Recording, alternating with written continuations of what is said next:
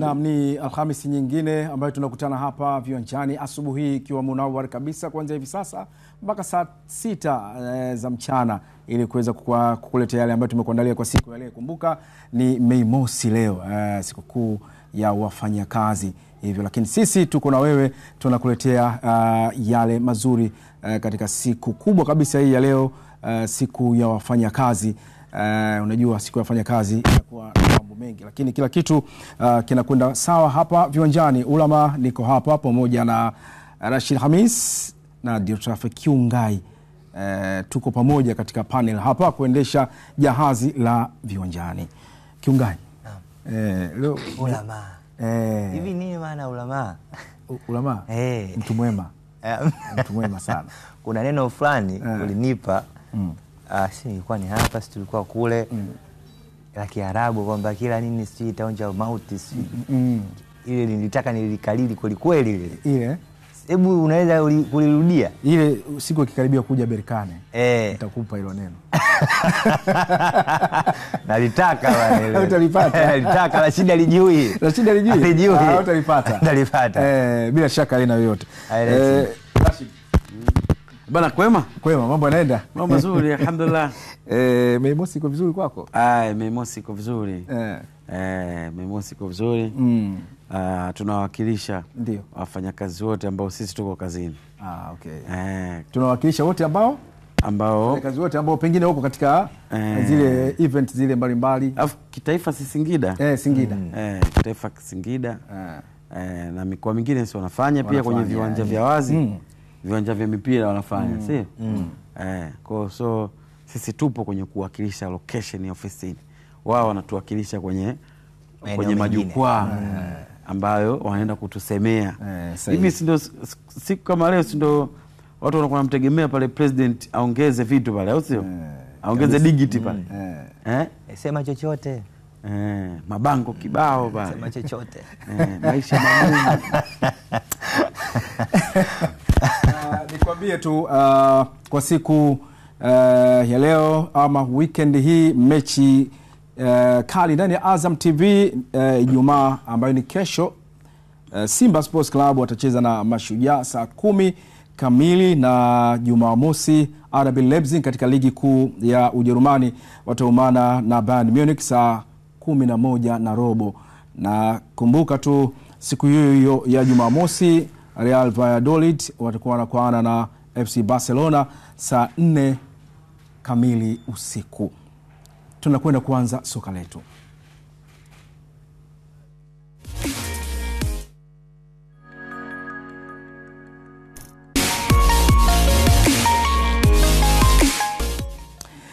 Klabu ya Yanga imetinga fainali ya kombe la Muungano baada ya ushindi wa mikwaju wa penalti 3-1 dhidi ya Zimamoto kwenye mchezo wa nusu fainali ya michuano hiyo, ambapo dakika 90 zilimalizika katika mchezo huo kwa timu zote mbili kufungana bao 1-1. Baada ya ushindi huo, Yanga itakutana na Jeshi la Kujenga Uchumi la Zanzibar JKU kwenye fainali ya kombe hilo la Muungano.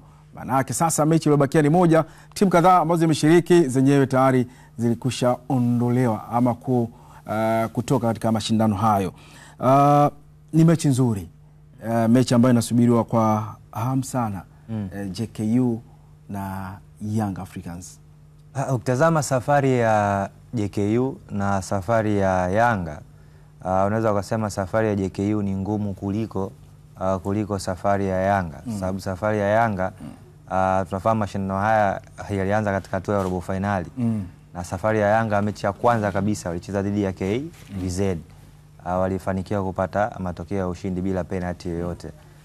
Hatua ya nusu finali wakutana na Zimamoto, ndio tukashuhudia mikwaju ya penalty na tukasifu namna ambavyo golikipa Abdultwalib Msheli aliweza kuokoa mikwaju ya penalty. Hiyo ni safari ya Yanga mpaka wanafika hatua ya finali.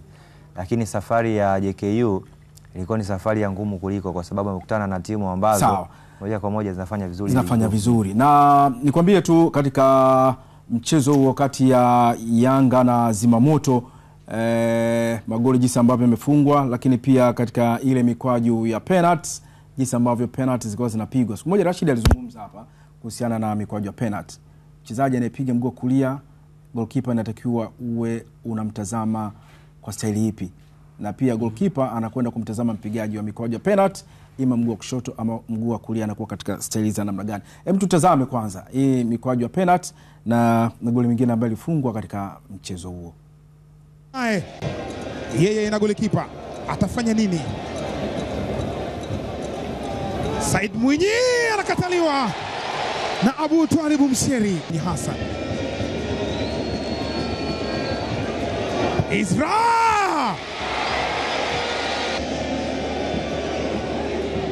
enyosha mpira na kula chuma na kurejea tena ndani. Yusuf Idrisa. Max Nzengeli nyuma ya mpira, alikuwa captain wa Manyema. Atafanyaje hapa? Max Nzengeli anautoa nje mpira ule. Max mpia Nzengeli. Abdulhamid Ramadhan.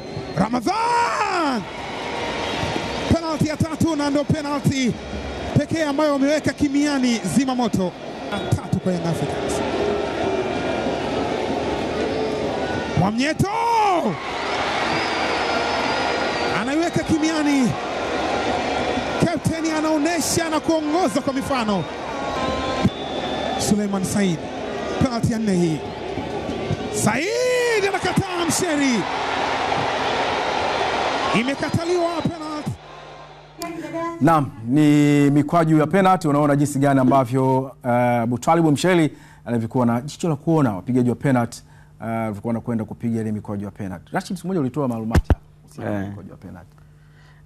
Of course ni sanaa tu ambayo mwalimu wa magolikipa anakufundisha.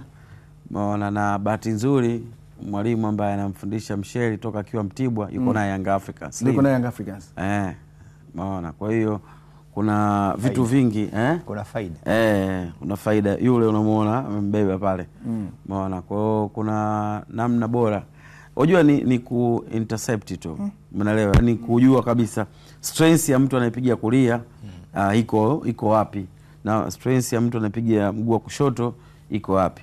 Kwa hiyo yule pale Slim. Kwa hiyo kuna vitu kivifanya havikupi tabu. Yaani ndio maana unaweza ukajikuta hauwezi kupoteza penalty 5 zote kama ukiwa unajua kama ukiwa unajua mtu ambaye anatumia mguu wa kushoto mara nyingi huwa anapeleka wapi.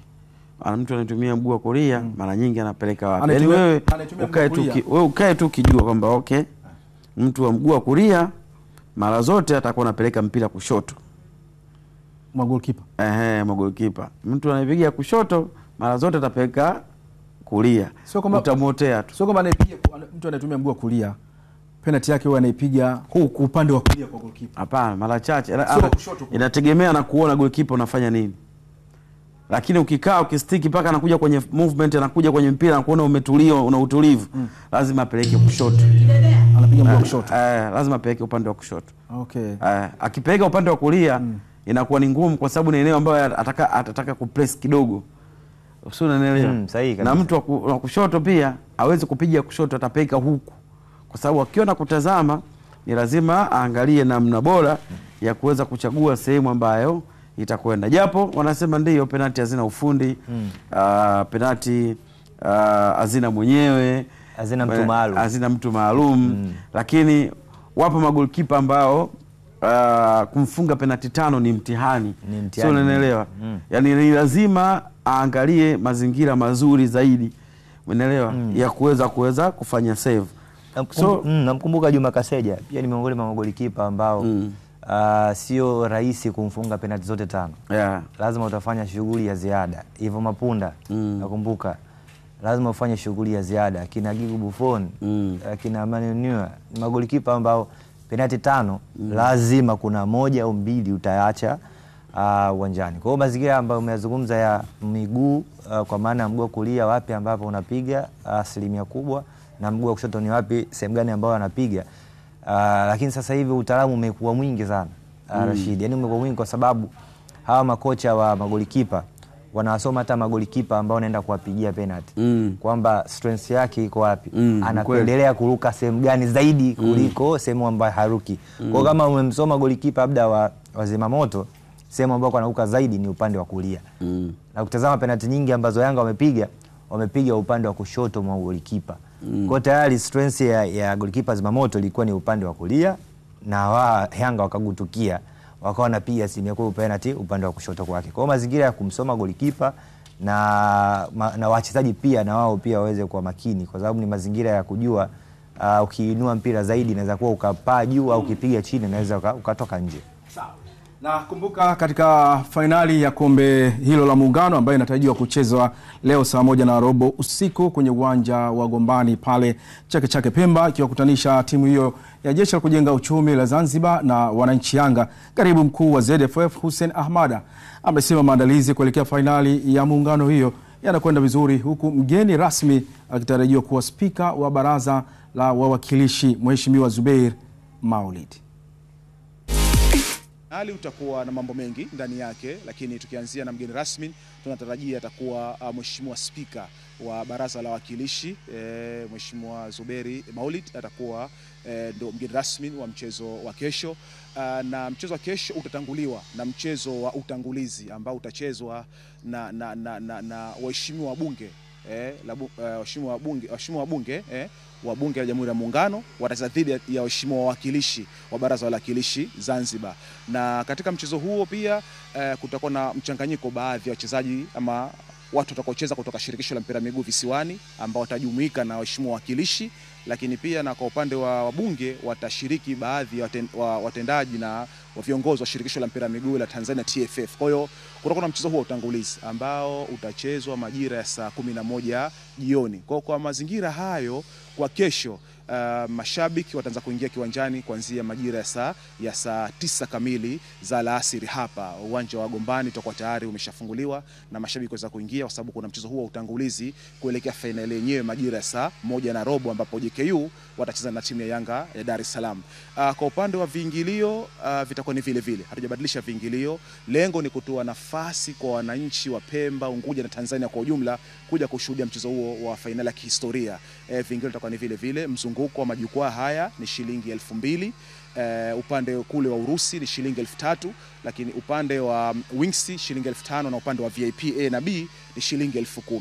Lengo ni kuona kwamba mashabiki wanakuja kwa wingi na kupata nafasi ya kuona hiyo finali na burudani nyingine ambazo zitakuwa zimeandaliwa kwa siku ya kesho. Na mawakala wetu ni wale wale ambao wamekuwa kiuza tiketi zetu, zitakuwa zinapatikana kule maeneo ya Chake Chake hapo Pataya, lakini maeneo ya Wete huko, maeneo ya Mkoani, ili kuona mashabiki wanapata urahisi wa kupata tiketi na kuja kiwanjani kwa mapema. Naam, baada ya kutinga kwenye hatua ya fainali ya kombe la Muungano kwa changamoto ya mikwaju ya penalty 3-1 dhidi ya Zimamoto, wananchi Yanga wametamba kubeba taji hilo, ingawa wamedai kuwa wana ufinyu wa siku chache za maandalizi ukilinganishwa na wapinzani wao. Meneja habari wa mawasiliano klabu ya Yanga Ali Kamwe amesema wamepata siku moja pekee ya maandalizi tofauti na wapinzani wao, lakini watakwenda kuonyesha ukubwa wao katika mchezo huo wa fainali. Katika hatua nyingine, Ali Kamwe amesema leo kutakuwa na mabadiliko makubwa kwenye kikosi chao ukilinganisha na michezo miwili ya awali, huku akithibitisha kurejea kwa nyota wao Jonathan Ikangalombo, Jonas Mkude, Kennedy Musonda, na mchezaji pekee atakayekosa mchezo huo ni mlinzi wa kushoto Shadrack Isaka Boka.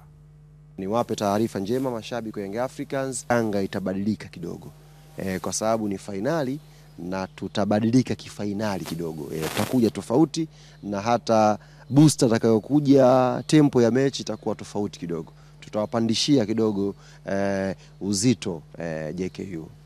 Kuna taarifa zozote za kuongeza nguvu kwenye kikosi hususan ukina Prince Pumelelo Dube? Maana nimekuambia Sheikh, tutabadilika kidogo. Sasa nisimwage mchele wote hapa JKU na hapo kambini huko, na wao wapate kidogo kichwa kiwaume, lakini wanatakiwa wajue kwamba Yanga itabadilika kidogo. Tutabadilika kidogo kwa sababu unajua uzuri wa fainali hii ni fainali ya mabingwa. Bingwa wa Tanzania bara na bingwa wa Tanzania visiwani. JKU ni bingwa la season wa hapa na Yanga ni bingwa la season, kwa anakuja kutafutwa bingwa wa Tanzania baina ya JKU na hii ndo raha. Hawezi kuwa una fainali ambayo mabingwa hawachezi. Raha ya fainali kuwe kuna bingwa na bingwa ili apatikane. Yaani kwenye boxing ndo unapigwa pambano ambalo mabingwa wa mkanda huu na mkanda huu wanapigana kutafuta bingwa asiyepigika.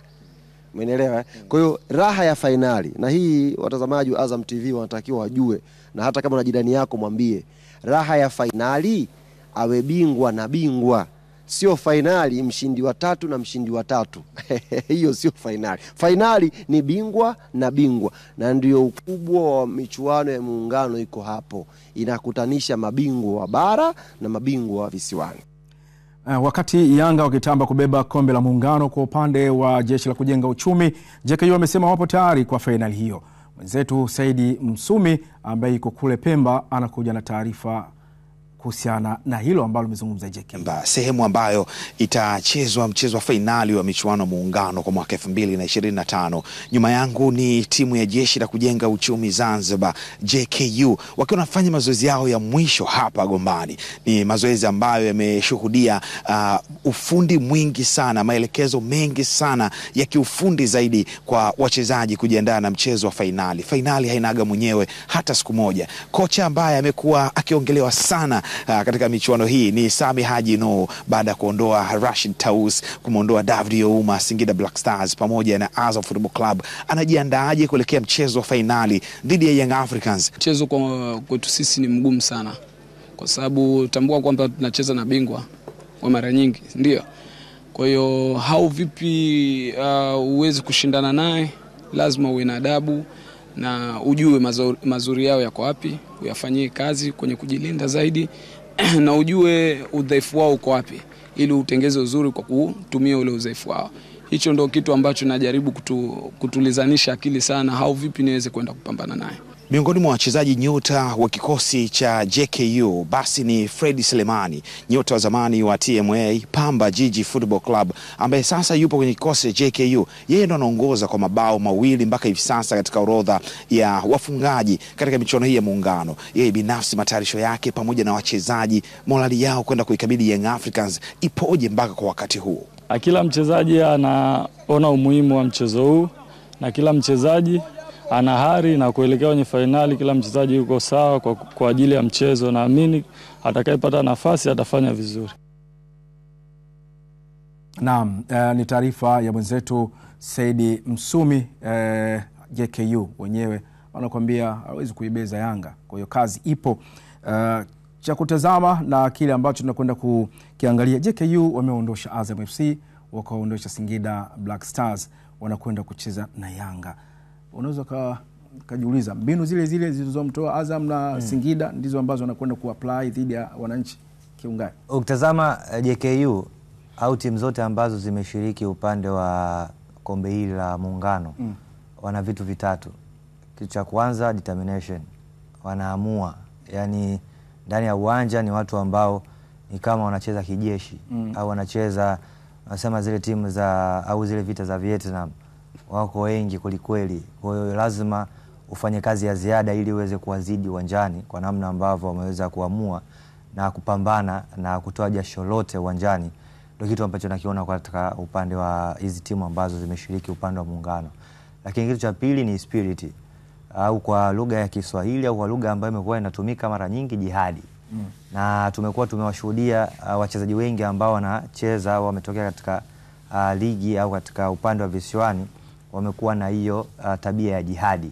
Mtazame Ibrahim Baka, ni mchezaji ambaye tumemuona katika ligi yetu ya Tanzania bara akiwa na kikosi cha Yanga, namna ambavyo anacheza. Ukiondoa talent ambayo anayo, ukiondoa ubora ambao anao, angalia namna ambavyo anavujitoa, yani anaweza akaweka mguu sehemu ambayo wewe mchezaji mwingine au hawezi kuweka mguu. Wanajihadi uwanjani. Wachezaji ambao wanajitoa, kina Abdikasim Babi, kina Nadir Harubuka Navarro, namzungumza huyu yani unamzungumza Mudathiri. Haya ni wachezaji ambao ndani ya uwanja wanajihadi kweli kweli. Kitu kingine cha tatu ambacho nimekiona kwa upande wa timu ambazo zinashiriki michuano hii upande wa Muungano ni talent.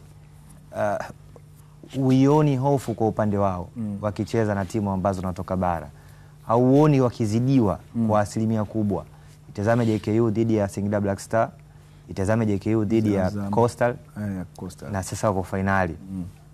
Mechi zote hizo wamekutana na timu ambazo zinatoka bara. Mechi zote hizo wamekutana na timu ambazo zinafanya vizuri kwa upande wa ligi kuu Tanzania bara. Lakini hebu nenda kaangalie umiliki wao wa mpira. nenda kaangalia namna ambavyo wachezaji walikuwa wanautaka mchezo, nenda kaangalia vipaji ambavyo vimeweza kuonekana kwa dakika zote 90. Ni wachezaji ambao wako comfortable wakiwa na mpira, ni timu ambayo very talented kwa maana ya unyambulifu, passing ambazo wanazozipiga, namna ambavyo wamekuwa waki outshine wachezaji ambao wanakutana nao kwenye upande wa ligi kuu Tanzania bara. Kwa hiyo ukitazama vitu vitatu hivyo vinakupa taswira kwamba hizi timu za upande wa visiwani zimeandaliwa kutoka juvenile, junior mpaka unazungumza senior team. Kwa maana misingi yao imekuwa bora, ndio maana hawana hofu, wanacheza kwa pamoja, wana vipaji, ni timu ambazo zote zinafanana kwa maana ya umiliki wa mchezo. Hivi Rashidi, kuna vitu vinaonekana kwa wachezaji Zanzibar. Unazungumzia Kiungai, mtu akikosa penalty analia kuonyesha uchungu ule. Hivi bara ishatokea hiyo. Tumeona nani Yanga, mechi ya Yanga. Kwa Yanga nao wamelia. Wamelia? Baada ya Dickson Job na Mshele walikuwa analia pamoja. Kwa furaha au hiyo furaha mtu sisili yake. Sasa ni furaha au alikuwa amesha riski? Hicho kitendo cha kutoka machozi ama kulia kusikitikia kitu. Mchezaji alikosa penalty siku wanacheza na Singida Black Stars wa Zima Moto. Alikosa penalty. No. Kwa sababu unajua penalty alikosa penalty. Sasa tukija kwa Yanga, unasema wengine walilia, walikosa penalty hapa wameshinda mchezo wakawa wanalia kwa furaha. Inaweza kana tafsiri vitu vingi, unajua. Kwa sababu ile tafsiri yake ni kwamba ameigharimu timu yake kwamba yeye ndio anaweza kuwa miongoni mwa wachezaji ambao ameitoa timu kwa kukosa bebesha lawama. Maana yake kwa sababu ukiangalia goli ambalo walisawazisha wale Zima Moto ilikuwa ni kosa binafsi la mchezaji. Likosa binafsi la mchezaji ambaye kosa hilo lilifanywa na nani? Lilifanywa na Msheli mwenyewe, si ndio? Na ndio maana lilikuwa limeonekana haraka zaidi. Sasa ukiangalia maisha ya Msheli ndani ya klabu ya Young Africans, sio mchezaji ambaye anapata nafasi mara kwa mara, unaelewa? Sahihi kabisa. Ni mchezaji ambaye unategemea dakika chache atakazopata atafanya vitu vikubwa ili naweza kuanza ili kuendelea influence benchi la ufundi na kumpa nafasi zaidi. Lakini kwa lile kosa ambalo shalifanya what if kama Yanga ingekuwa imetoka, maana yake gumzo angekuwa yeye Msheli. Si unaelewa? Sasa mahusiano ya Msheli na Dickson Job ni vijana ambao wamekuwa pamoja makuzi makuzi yao hata nje na ndani ya uwanja, ni marafiki. Asa Dickson Job ni kapteni wa klabu ya Young Africans. Kuna muda yeye kama binadamu anatamani kuona rafiki yake anakuwa ni sehemu ya kikosi cha kwanza.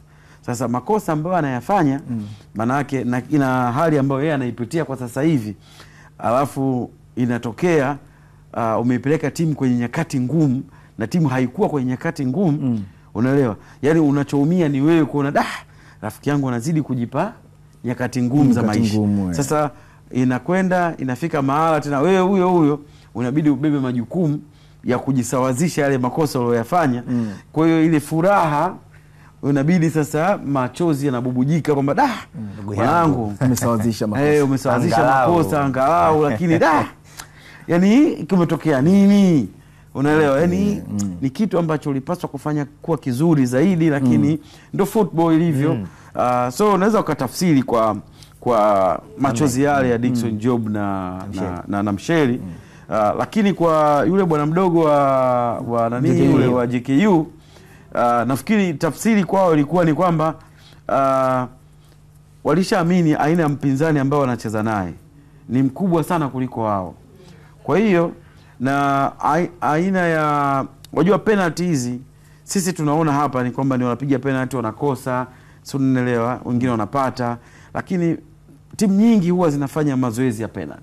Hasa kwenye timu inapofika kwenye knockout stage. Kwamba mwalimu akishamaliza program zake anaweka sessions za kupiga penalty. Unaelewa kwamba mpigeni penalty. Kwa mzee mkajikuta mnarudia mara 3, mara 4, mara 5. Kwa hiyo mwalimu anakuwa anaangalia. Na ndio pale anapopata wapiga penalty.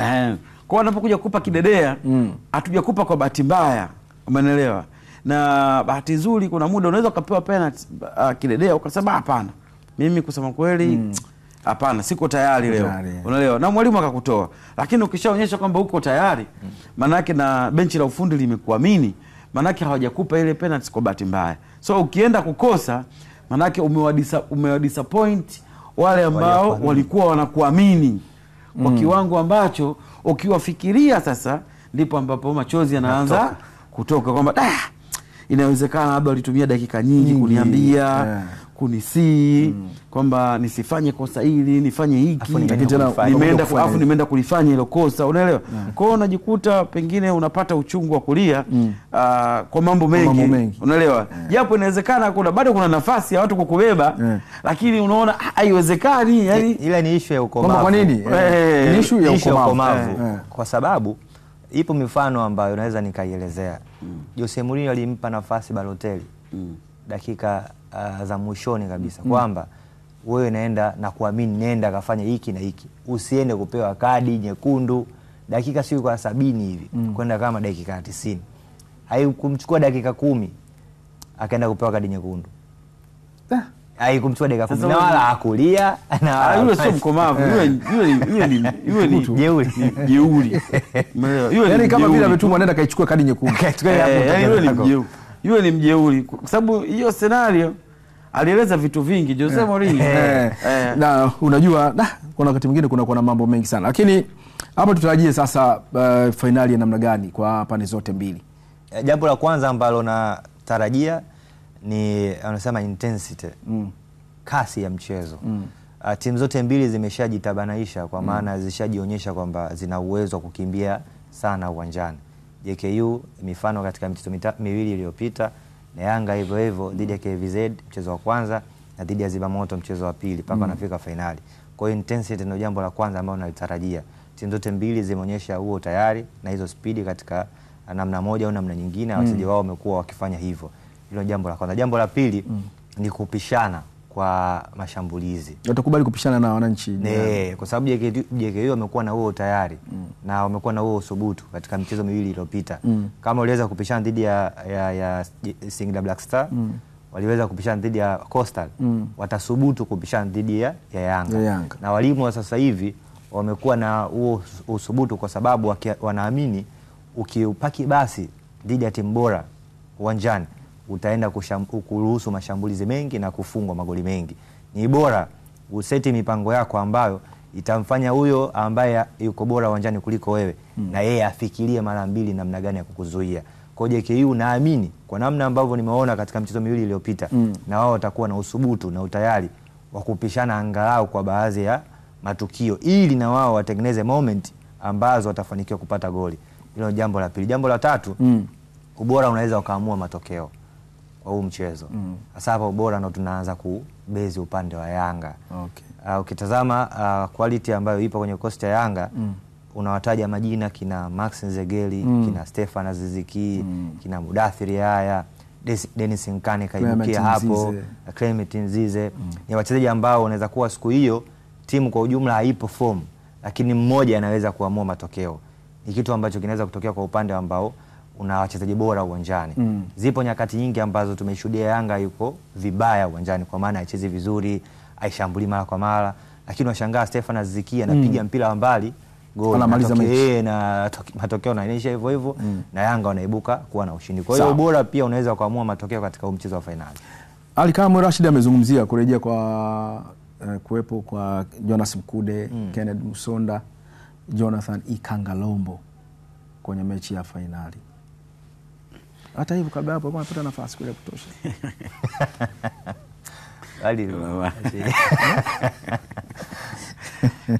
Of course kama msemaji lazima atekeleze wajibu wake kutoka kwenye ripoti ya madaktari kwamba bana fulani na fulani na fulani wako sawa. Kama mwalimu atawajumuisha wanaweza kuitumikia club. So yeye kwa nafasi yake ni lazima alete hiyo taarifa kwa mashabiki na wanachama klabu ya Young Africans kwamba jamani, Kangalombo, Mkude na fulani wote wako tayari kuweza kuitumikia hiyo finali. Lakini swala la ataanza au hatoanza, hilo sasa ni jukumu la mwalimu. Lakini kimsingi kama ambavyo wewe umeeleza kwamba walikuwa wanapata nafasi kweli au hawapati nafasi, hii ni finali na kila mchezo huwa una game plan yake. Yanga ni wakubwa sana kuliko JKU. Na so far sisi watu wengi tunatarajia kuona Young Africans atakuwa bingwa kwenye hili kombe la Muungano. Lakini watu pekee ambao wataenda kutuprove wrong, umeona, ni JKU, namna ambavyo wataenda kuapproach huo mchezo. Sio, unanielewa? Lakini kwenye makaratasi watu wote tunaamini Young Africans Yanga akiwa bingwa sio story, lakini JKU ni story. Sio, nakwambia ni watu wote tunaamini kwamba Young Africans atakuwa bingwa wa kombe hili. Ndio, kutokana na ukubwa alokuwa nao dhidi ya JKU, kuanzia kwenye mabenchi ya ufundi, quality ya wachezaji. Sio, unanielewa? Lakini watu pekee ambao watatuprove wrong, watu idadi kubwa ya watu ni hao JKU.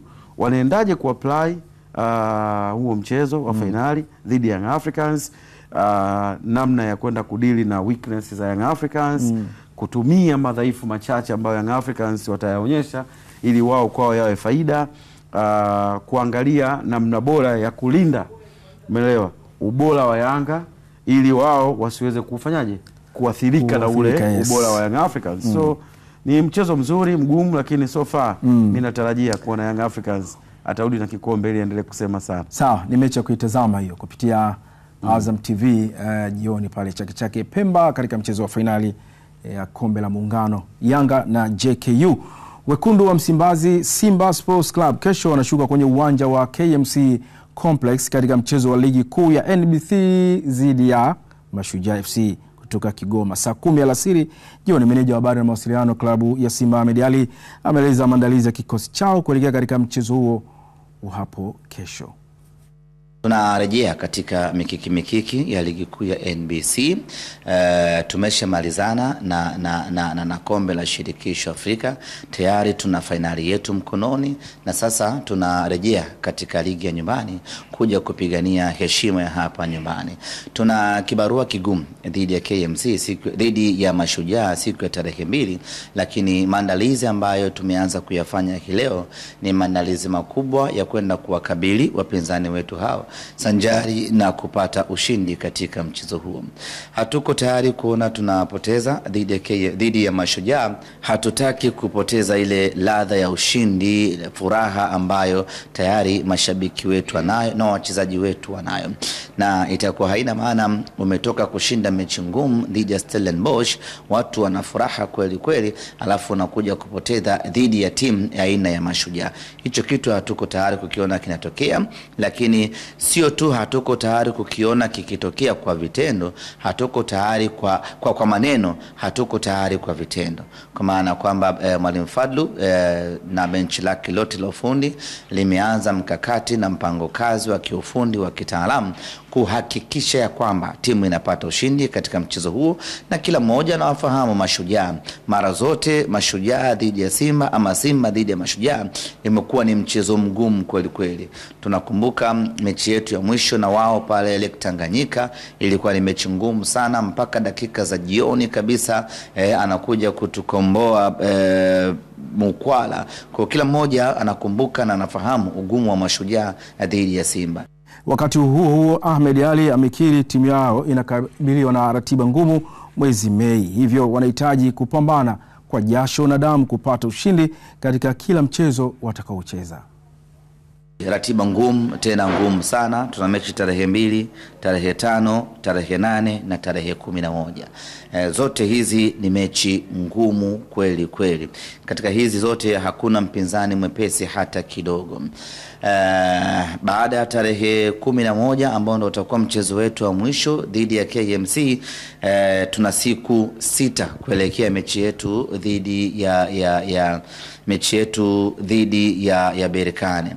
Hapo kuna siku 2 za kusafiri, alafu unabakiwa na siku 3 ambazo hizo sasa ndio utaweza kufanya mazoezi kuelekea katika mchezo wetu huo.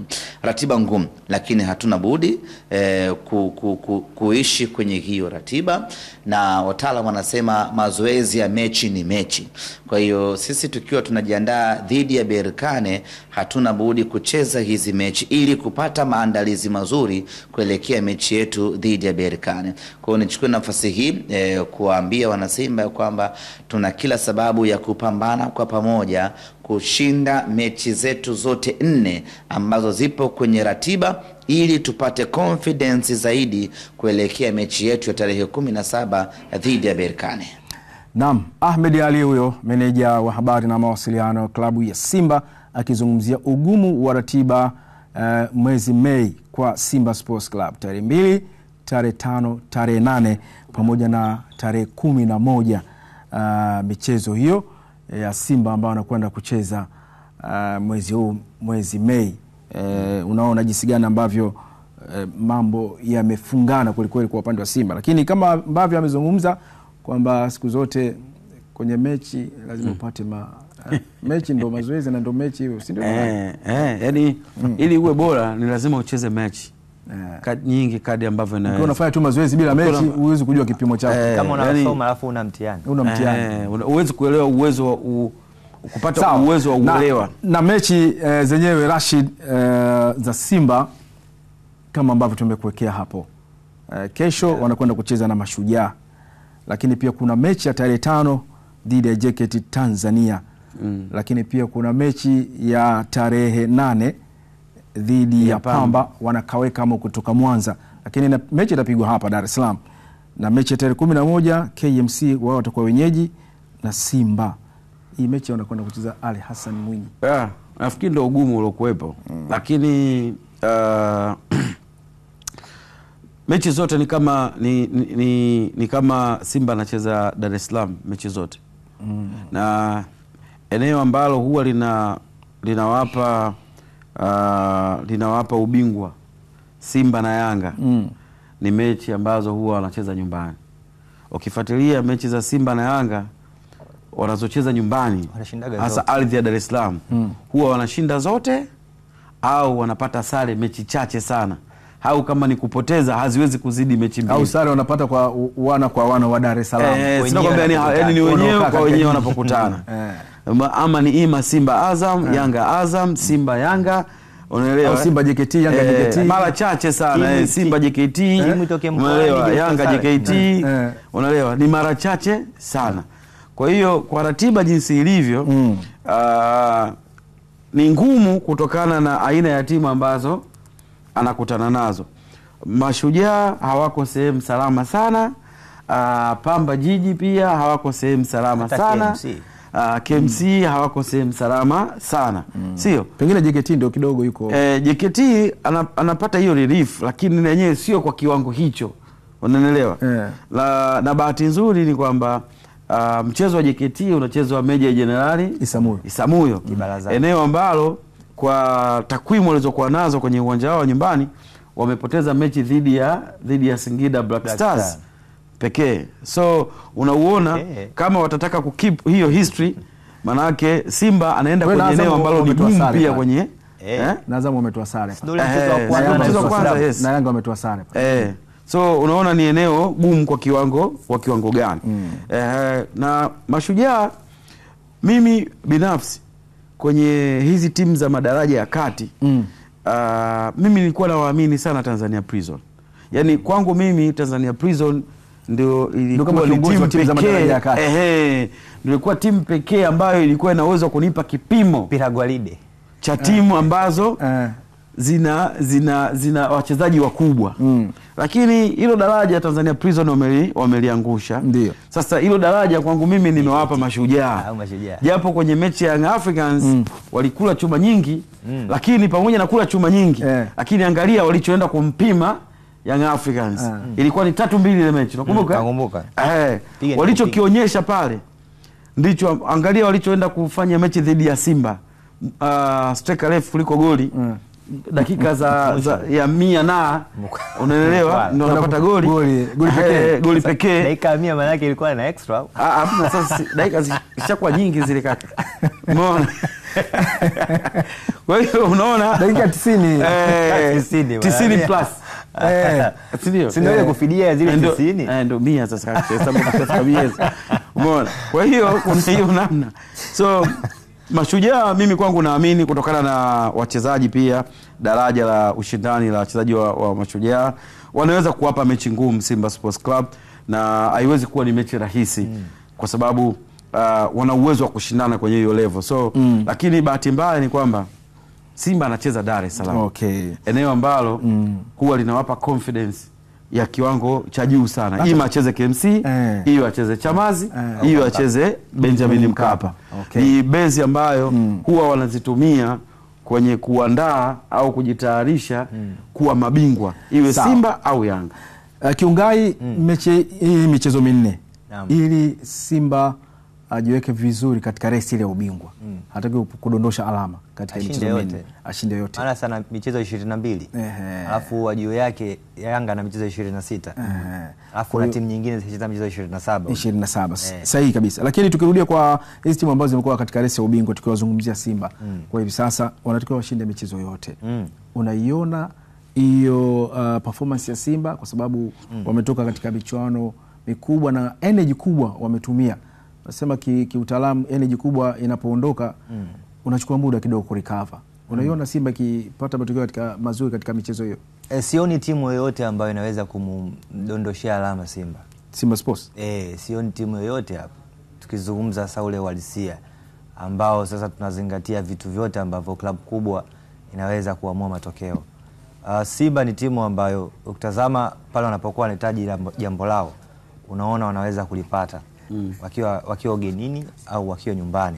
Tumeshuhudia hivyo mara kadhaa katika misimu iliyopita na hata msimu huu wamekuwa na hiyo consistency. Msimu uliopita I think so walikuwa na record ya ni msimu huu kushinda michezo mingi ugenini. Na hata ukitazama michezo ambayo imebakia wana mchezo nyumbani na michezo mingine ugenini. Kwa hiyo unaona hiyo possibility kwa upande wa Simba kushinda michezo yote. Hilo ni jambo la kwanza. Jambo la pili, tayari kuna mtu yuko juu yake.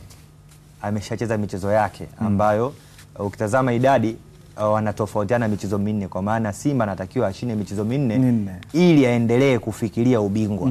Kama akipoteza mchezo mmoja yale mafikirio ya ubingwa au ile dhana ya kufikiria kwamba wataweza kutoa ubingwa itapotea. Kwa hiyo katika jambo la pili ambalo utakuwa analizingatia ni kushinda ili waendelee kufikiria ubingwa ambao wameupoteza takriban misimu 3 mfululizo. Kwa hiyo mazingira ya ubingwa yanaweza kuwa pushing factor kwa upande wa wachezaji na benchi la ufundi kuhakikisha michezo ambayo imebakia hii minne ili kumfikia mtani ambaye ana michezo 26 wanaweza kushinda. Wana mchezo dhidi ya JKT, wana mchezo na Pamba, wana mchezo na KMC na Mashujaa. Ni michezo ambayo kwenye makaratasi unaweza kumpa Simba. Na hata ndani ya uwanja ubora wa wachezaji unaweza pia ukampa Simba. Rashidi, kocha Fadlu Davis. Kuna wachezaji wa Simba ambao kwa muda mrefu hawajapata nafasi, lakini wako na timu, wana training na timu. Unaona ukipewa nafasi kucheza baadhi ya michezo na hatimaye wale ambao wamepambana kwenye energy kubwa wakipumzishwa. Mfano tunazungumzia wachezaji ambao wapewe nafasi. Hussein Kazi yuko pale, Valentino Mashaka yuko, Mashaka yupo, David Kameta yuko na timu ya vijana kule Misri. David Kameta, Duchu, Omari, kina Edwin Barua wana nafasi ya kupewa na Mwalimu Fadlu katika hii michezo. Moja kati ya kitu ambacho Fadlu amefanikiwa sana msimu wake huu wa kwanza akiwa na Simba Sports ni kufanya rotation kwa kiwango kikubwa sana. Na manake mpaka hivi sasa tunavyozungumza, manake at least unaweza kusema Fadlu ameanza kutafuta watu wa kufanya nao kazi kwa 70% kama sio 80. Kwa sababu alitoa nafasi kwa wachezaji wote. Hakuacha hata mmoja. Mchezaji ambaye hakumpa nafasi kabisa hakumpa nafasi ni Aish, ni Hussein Kazi, Hussein Abeli, wengine kuna michezo alipata sio kwamba eti hakupata kabisa. CRDB walicheza kwa sababu sasa kwenye yani ile rotation wakati ile ambako unajua kabisa huyu kwa kazi hasa kwa sababu unajua mwanzo wakati Fadlu anaanza yani alikuwa anakutofautishia mechi baina ya mechi, ni mechi baina ya mechi. Yani Simba anaocheza na Prison ni Simba tofauti na kucheza na Coast. Ni Simba tofauti na Dodoma Jiji. Ni Simba tofauti imeenda kucheza na nani? Unaelewa? Yani wewe unatarajia kwamba utamuona Budo unakuja kumuona Chesambi. Mechi inayojaa unasema Chasambi anacheza vizuri, utamuona Chasambi unamuona Aua. Mechi inayofuata unamuona baada kumuona Aua unamuona Awesu au unamuona Barua. Wewe unakuja kumuona unamuona Kibu. Maana unakuja kumuona Barua. Unaelewa? Sasa ni rotation ambayo alifanya kubwa, lakini kwa hapa alipofikia Fadlu unaweza kusema kwa asilimia kubwa ameshapata idadi ya watu ambao anawataka kufanya nao kazi kwenye kumalizia msimu. So kwa mtu kama Omari mtu kama Hussein Kazi, Abeli, nafikiri ni wachezaji ambao wapo kwenye nyakati ngumu sana za kupata nafasi kwenye rotation ya klabu ya Simba. Duchu alifanya vizuri sana mechi dhidi ya Costi walipocheza Arusha. Anaweza na amekuwa akimjumuisha mara kadhaa. So unaelewa? Amekuwa akimjumuisha. Sema Kijiri nafikiri ameingia kwenye huo upepo mbaya. Kijiri. Yes, ameingia kwenye huo upepo mbaya. So inategemeana, lakini unajua game plan. Kuna mechi zinaweza kazi azimuhitaji Deo. Kuna mechi zitamhitaji Rashid. Kuna mechi zitamhitaji Kidedea. Lakini sasa kwenye uhitaji shida ya Simba au 5 6. Hao inaonekana kuna mechi zinawahitaji. Katika sehemu ambayo naiona ambayo Fadlu amekuwa akiitumia kwa hao watano ambao unawataja au tumewataja hapa ni kombe la CRDB. Hata huyu Mutale, kwenye nafasi gani? Hata huyu Mutale ambaye amepoteza ule nafasi ya kwanza kwenye kikosi cha kwanza kwenye ligi kuu, CRDB anapangwa mara kwa mara. Anafunga sana, anafunga. Anang'aa sana. Kwa hiyo CRDB imekuwa kama option kwa wewe ambaye unajitafuta ukaprove kwamba naweza kuanza katika michezo ambayo ni ya muhimu zaidi. Sio kwamba eti CRDB Federation Cup sio muhimu, lakini unatazama pia uzito wa wapinzani ambao wanakutana nao. Timu nyingi ambazo wanakutana nazo huko FA wanaweza kupambana nazo hata kwa hawa wachezaji ambao hawapati nafasi. Kwa ni mazingira tu ambayo mwalimu Fadlu Davids anataka kuwainua wengine wachezaji ambao hawapati nafasi kupitia mashindano ambayo watakutana na wapinzani ndani ya uwanja watakuwa wamewazidi vitu. Kwa hiyo hapo ina maana moja kwa moja tunarudi pale kwamba hii michezo minne ambayo imebaki ya NBC viporo hivi so michezo ya masiara kwamba Fadlu anakwenda na kikosi chake kile kama alivyosema Rashid kile cha mauaji, si ndio? Maana Rashid kwa fupi tu ni wale ndio wanakwenda watafanya kwa sababu hakuna sehemu ambayo anaamini kuna muda wa kupoteza. Sawa. So unaelewa? Kwanza huko kwenye CRDB hatua alofika ni hatua ya mguu mmoja finali. Kwa watahitaji watu ambao wako tayari. Na yeye anawaamini. The same kwenye hii michezo minne ambayo imebakia. Wapinzani sio rahisi, Pamba sio rahisi, Mashujaa sio rahisi, JKT sio rahisi. So unapeleka watu ambao unaamini hawa watanipa mimi kitu fulani. Sawa. Tukiwa bado tuko hapo mara baada tu ya kuondoshwa katika michuano ya Muungano kule Pemba, klabu ya Azam FC imedhamiria kurejea vyema kwenye ligi kuu ya NBC na kuhakikisha wanavuna alama zote kwenye michezo ama katika mchezo wao dhidi ya Dodoma Jiji Aprili 13.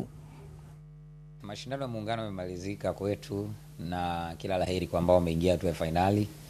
Haikuwa experience ambayo tulikuwa tunaitaka, lakini bahati mbaya ni kwamba tumeondoshwa, kwa hiyo there is always next time.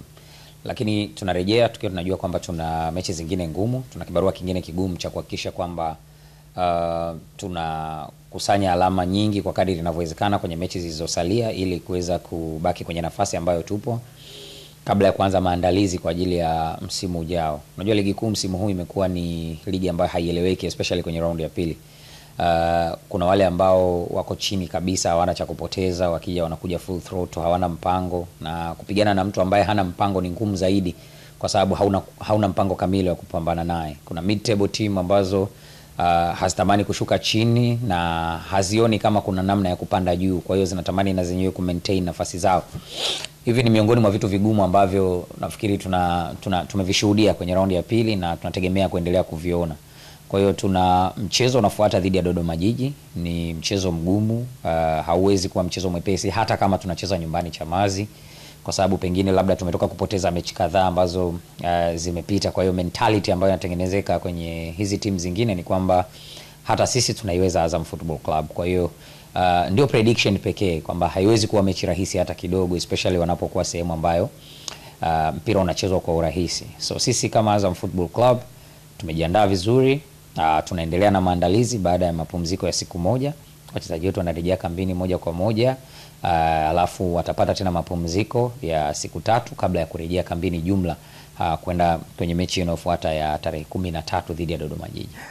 Afisa habari wa Azam FC Hashim Ibwe akizungumzia maandalizi yao kurejea katika ligi kuu ya NBC baada ya kuondoshwa katika michuano ya kombe la muungano kule visiwani Zanzibar, kisiwani Pemba.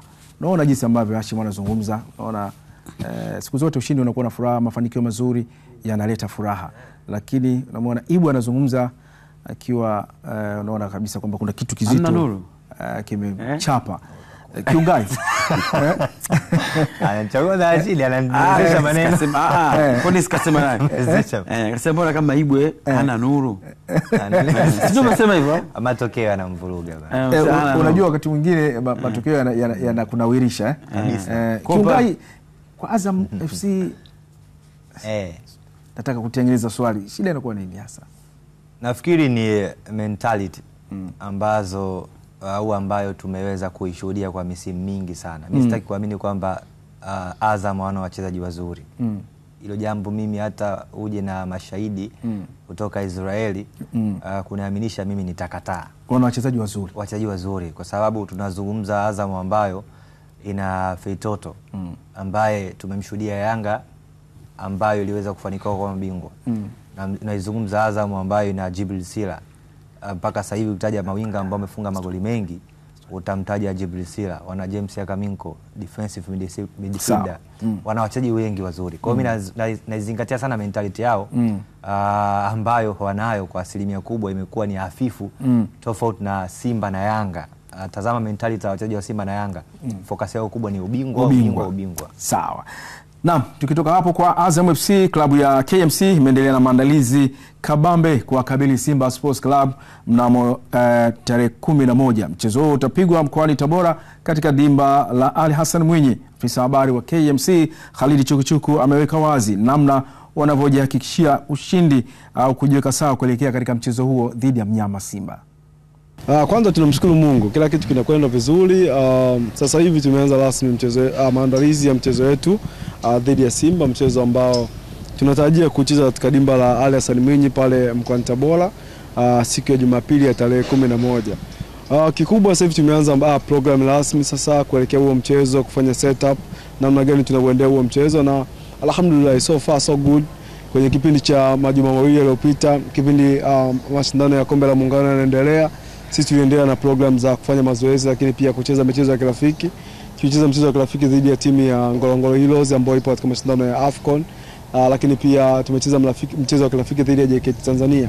Yote katika kujipambania hakikisha tunatengeneza timu kwa ajili ya mchezo unaokuja, mchezo muhimu kweli kweli dhidi ya Simba, mchezo ambao kwanza ni mchezo ambao tunahitaji kupata matokeo kwa ajili ya kuhakikisha tunapata alama ambazo zitatoka katika eneo zuri kwenye msimamo wa ligi kuu, lakini pia ni mchezo ambao tumeupeleka zawadi kwa wana Tabora.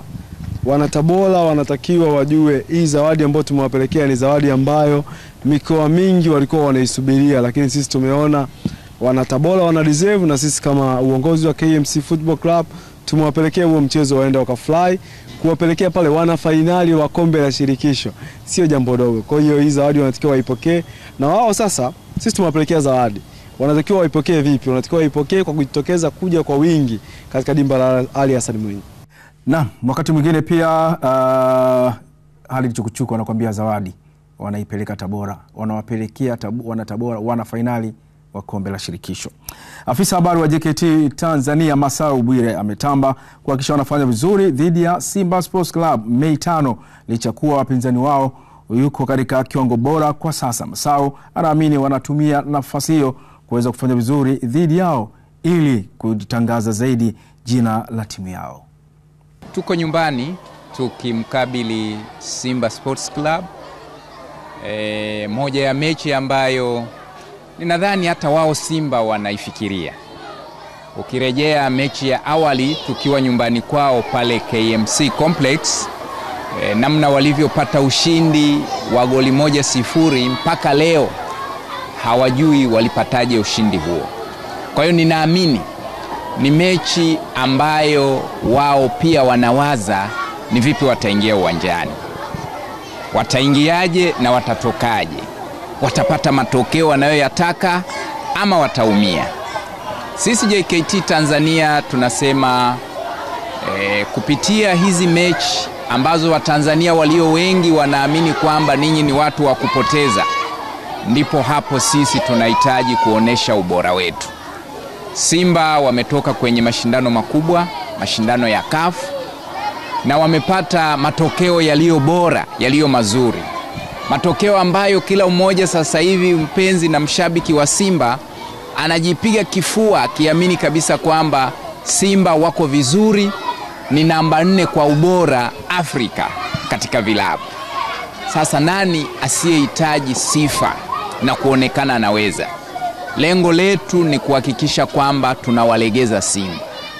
Tunawaondoa katika ile hali ya kusema kwamba wao kwa sasa ni wafalme pengine wa soka Tanzania na Afrika. Sasa sisi JKT Tanzania tunahitaji tutangazike kupitia mechi yetu dhidi ya Simba. Naam, ni ofisa habari wa JKT Tanzania Masau Bwire akizungumzia mchezo wao dhidi ya wekundu wa Msimbazi Simba. Ukiwa bado uko nasi hapa viwanjani mpaka pale saa 6 ambako tutahitimisha kipindi chetu kama ilivyo ada. Na sasa tunakwenda katika mapumziko mafupi, tukirudi tutaendelea.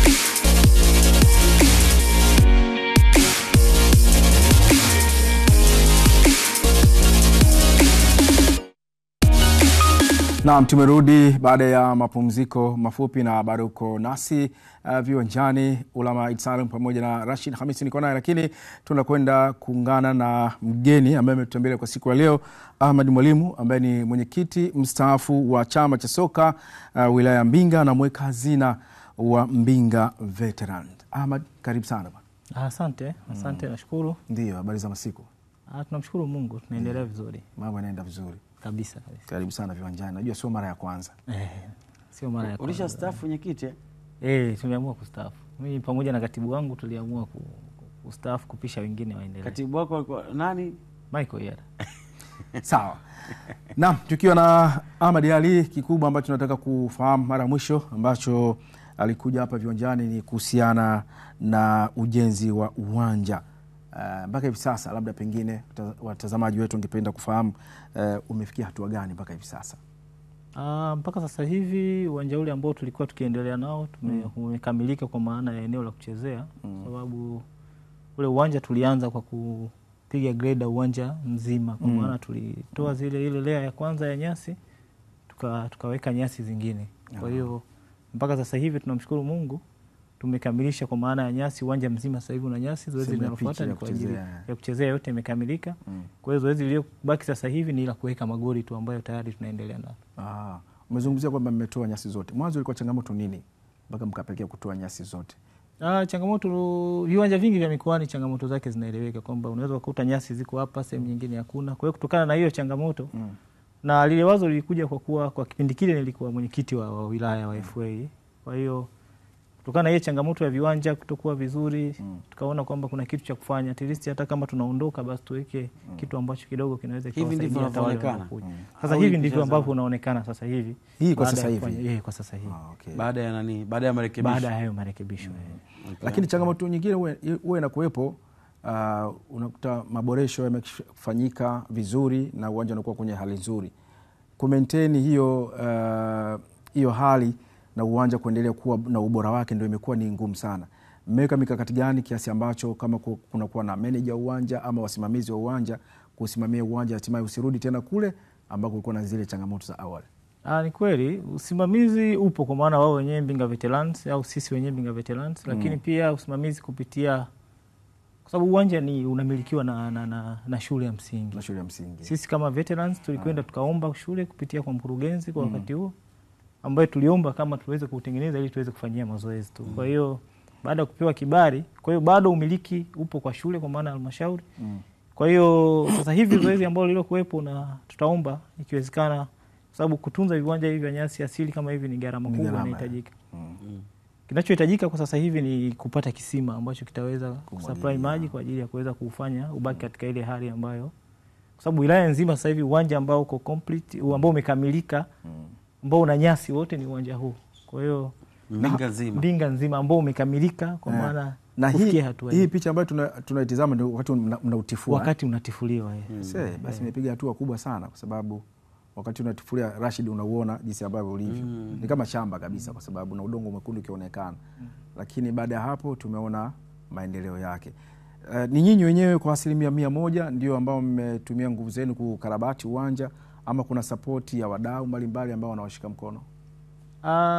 Karibu 60% ni sisi wenyewe kama wanachama wa Mbinga Veterans ambao takriban tuko kama wanachama 33. Na lakini pia kupitia wadau tulijaribu kuwafikia, kwa sababu kitu ambacho kilikuwa kinafanyika ni katikati ya mji, kila mtu anaona. Kwa hiyo tushukuru Mungu kwa kweli, hata hizi unazoziona hivi vifaa ambavyo vinatumika, kuna mdau ambao yeye alikuwa amejitolea kwa ajili ya kutoa hayo magreda na maskaveta, ambaye kwa asilimia kubwa yeye kama yeye takriban milioni zaidi ya 45 alitoa yeye kama yeye. Kwa hiyo sisi kama FA tuliokuwa wakati huo, lakini kama Veterans nao tulishiriki kwa maana ya kila mwanachama alitakiwa atoe mchango, kwa maana tulifikia karibu kila mwanachama karibu shilingi 500,000 600,000. Na sasa hivi kwa sababu kama unavyoona hilo eneo ni eneo la wazi na changamoto ya viwanja pamoja na upitaji wa watu. Kwa hiyo sasa hivi zoezi ambalo tunataka kuendelea nalo, tumeanza zoezi la kuchangishana kwa ajili ya kupata tofali ili tuweze kutengeneza uzio ili kuweza kuzuia. Ahmad Mwalimu, tunaona uwanja una vipimo vyote vya kusema kwamba uwanja kama ni mita 100, mita 110, ama mmeukuta kutokana na ukubwa wake mkaamua kuboresha then mtaweka magoli ili jambo liweze kuendelea pale. Na swali langu la pili hapo, plani yenu sasa ya uwanja huu ni plani ya muda mfupi au muda mrefu, hasa kuhakikisha kwamba mnapata timu ambayo itakuwa inacheza hapo? Kama nilivyoeleza awali, uwanja ulikuwa ni uwanja wa shule, ulikuwa una mita 100 kwa 55 kama sikosei, lakini kutokana na eneo lilikuwa bado liko kubwa, sisi tukautanua zaidi. Kwa hiyo sasa hivi huu unaweza kufika hata mita 120 kwa 80. Kwa hiyo baadaye sisi sasa ndio tutaseti ni vipimo gani ambavyo tunavihitaji, lakini kwa ukubwa tumeuongeza kwa sababu lengo pia ilikuwa na kuongeza viwanja vingine vya michezo vingine, ambayo kupitia ramani ambayo tulikuwa nayo kuna viwanja vitatu ambavyo vitakuwepo pia katika huo uwanja, kwa maana netball, volleyball pamoja na ilikuwa michezo kama hiyo, lakini michezo mitatu ilikuwa. Kwa hiyo yani kwa ufupi ni kwamba plani yenu ni ya muda mrefu. Yes, ya muda mrefu. Ya kuweza kupata shule pia. Shule kwa maana ya wao kama wao, kwa sababu tunafahamu sasa hivi programu za vijana zinazoendelea za shirikisho kama hivi, ligi hata za mikoa, watu wanaotakiwa kucheza ni vijana wa chini ya miaka 20. Kwa hiyo kwa eneo lile na ukiangalia liko shule litasaidia, kwa sababu hata naamini mashindano ya UMISETA au UMITASHUMTA yatatumika, yatafanyika. Sasa umezungumzia eneo kubwa sana kwamba kupata uwanja kama huo Mbinga ndio huo ambao wenyewe umeukarabati. Kwa hiyo umewasaidia kwa namna moja ama nyingine jamii ya wana Mbinga katika swala zima la michezo. Na kutoa hamasa vile vile kwa watoto ama vijana ambao wanakuja. Unajua siku zote facilities zikiwepo kama hizo, mtu akiona talent naye anakwenda na kimbia pale, anaweza kuonekana na hatimaye mambo yake yakaenda vizuri. Unaizungumziaje sasa hali ya michezo wilaya Mbinga na Ruvuma kwa ujumla wake?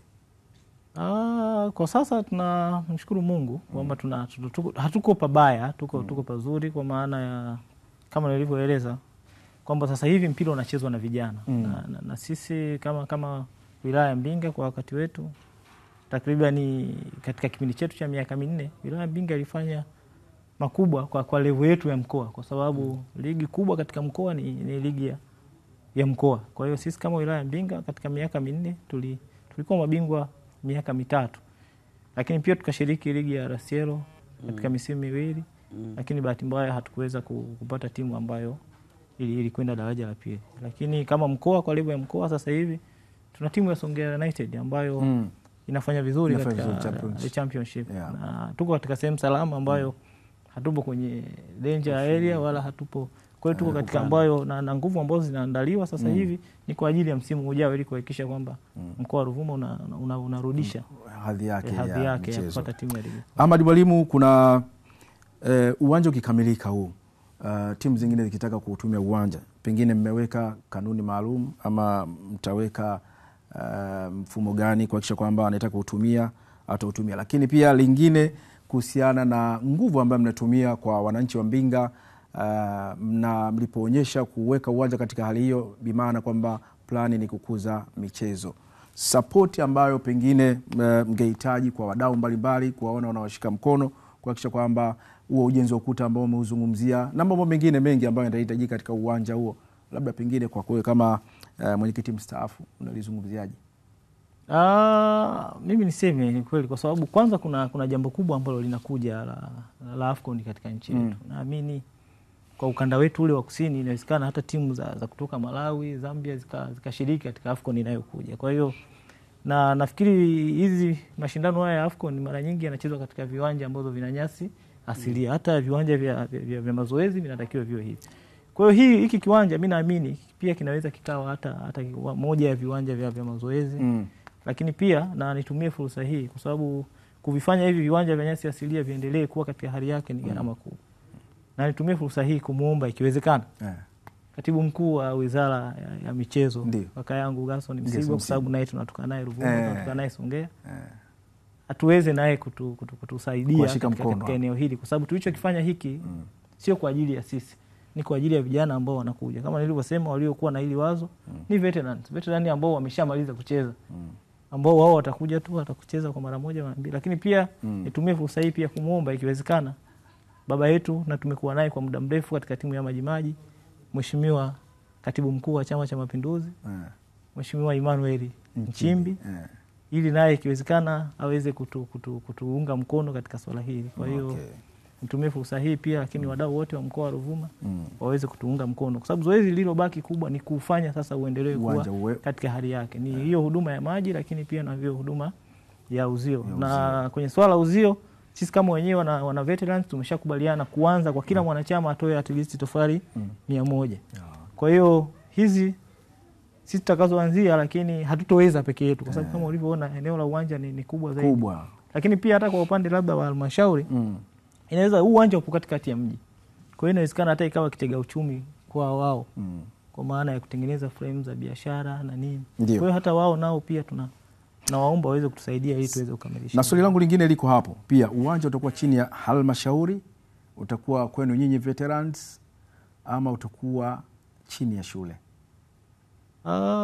Sisi tuliomba uwanja tutengeneze ili tufanye mazoezi. Ambao uko ndani ya shule. Uko ndani ya shule. Kwa hiyo swala na umiliki nafikiri wa shule uko chini ya mkurugenzi kama sikosei. Kwa hiyo shule wao wenyewe na mkurugenzi ndio wamiliki. Sisi tuliomba tu eneo ili tutengeneze. Otherwise kama wao wataona kwamba kuna sababu labda ya au baadaye ukishamalizika kama mtakaa pamoja, lakini hatukuwaza hilo katika maombi yetu ya mwanzo. Sisi hatukutaka kuwa sehemu ya kuwa. Sisi tuliomba kwa sababu kutokana na changamoto ya viwanja vya kufanyia mazoezi tuliomba ili tuweze kutengeneza tufanyie mazoezi. Kwa hiyo swala umiliki bado utakuwa ni umiliki wa halmashauri kupitia hiyo shule ya msingi. Sawa, Ahmadi, tunakushukuru sana kwa kuja kwa mara nyingine viwanjani na kwa kweli mnachokifanya sisi tunawatakia kila laheri, muweze kumaliza salama na wana Mbinga na wao wafurahi na vile vipaji ambavyo vimejificha pengine huko Mbinga basi vionekane kupitia uwanja huu ambao mmekuwa mkiutengeneza. Naam, bado tuko nasi viwanjani, nami ni Ulama. Tunakwenda katika mapumziko mafupi, tukirudi tutaendelea ni mpaka saa 6 kamili.